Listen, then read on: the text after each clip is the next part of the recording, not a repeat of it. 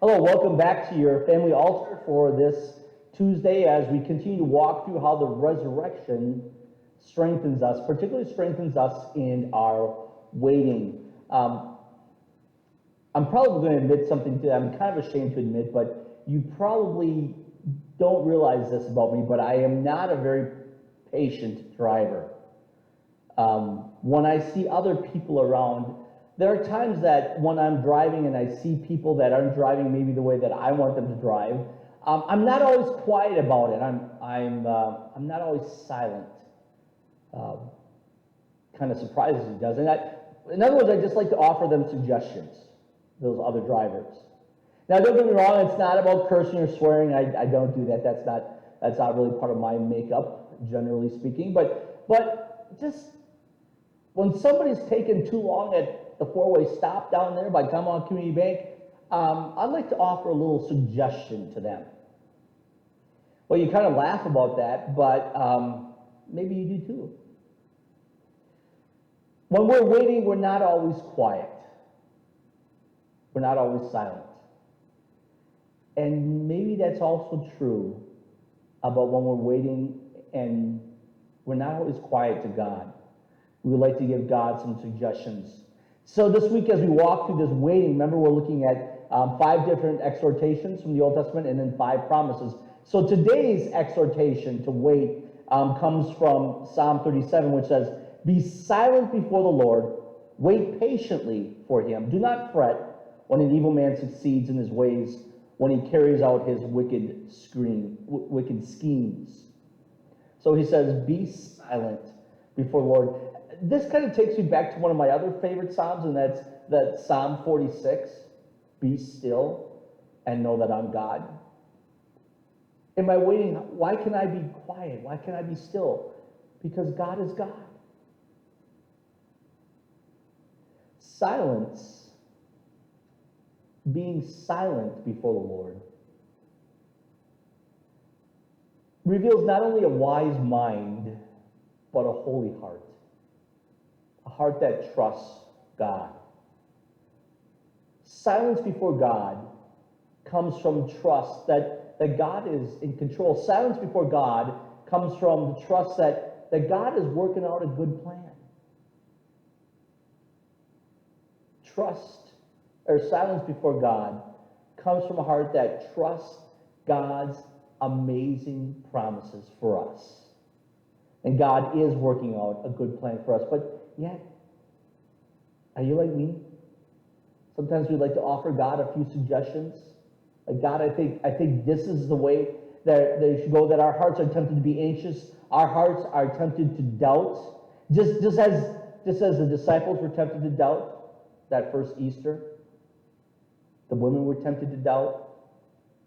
But what was the Lord's Easter promise? He says this, "On the evening of that first day of the week, the disciples were together behind locked doors because of the fear of their Jews. Jesus came, stood among them, and said, 'Peace be with you.' And he said to them," after he said this, he showed them his hands and side. So the disciples rejoiced when they saw the Lord. Jesus said to them again, 'Peace be with you. Just as the Father has sent me, I am sending you. Peace be with you.'" Now it's interesting that the word peace, and if we go back to the Psalm, remember the exhortation, he says, when you're quiet before the Lord, he says, don't fret. Don't fret. And what is fretting? Fretting is worrying, but it has the idea of getting all worked up. Getting all worked up at what's going on in life. Getting the heart all worked up. And Jesus is saying, don't fret. Don't get all worked up. And what were the disciples fretting? What were they worrying about? The psalmist said, evil men. Don't fret over evil men and their scheming. The disciples are sitting there in that room, and they were fretting. Remember what it says they were fretting about? They were worried about the Jews. Those evil men who put Jesus to death. They seem to have won. But how interesting it is that the first word Jesus speaks to them is peace. When he appears to them, peace. Don't fret. In other words, he was saying to them, My dear disciples, you're stuck on Good Friday. You're stuck at the tomb, the closed tomb. You're stuck thinking that I'm dead. I'm alive. These evil men have not won. A long time ago, I learned that when we look at Psalms, particularly, we can personalize them. Now, the psalmist, remember, the exhortation says, don't fret over evil men. Now, of course, there are evil men around us. Well, right now, it's not evil men that we're fretting about, it's the virus. Don't fret over the virus. But, just because the virus is here, that doesn't mean all the other problems of life have stopped. There are people amongst us that are dealing with cancer. There are people amongst us that are dealing with conflicts in relationships. There's heart diseases. There's still all kinds of other problems. And God is saying, don't fret. Don't get all worked up over these things, but wait in peace. And just be silent before the Lord and know that He is working out a good plan for us. Your third Redeemer truth is the resurrection leads us to wait on the Lord in peace. And as we do that, we think about the song that we began singing yesterday. It's one of these neat little great Easter hymns. And it just reminds us that, as this verse 3 says, all these things tried to hold Jesus in, but they couldn't. Things try to hold us down, but they can't, because we live with Christ and we wait on the Lord in peace. We sing verses 3 and 4.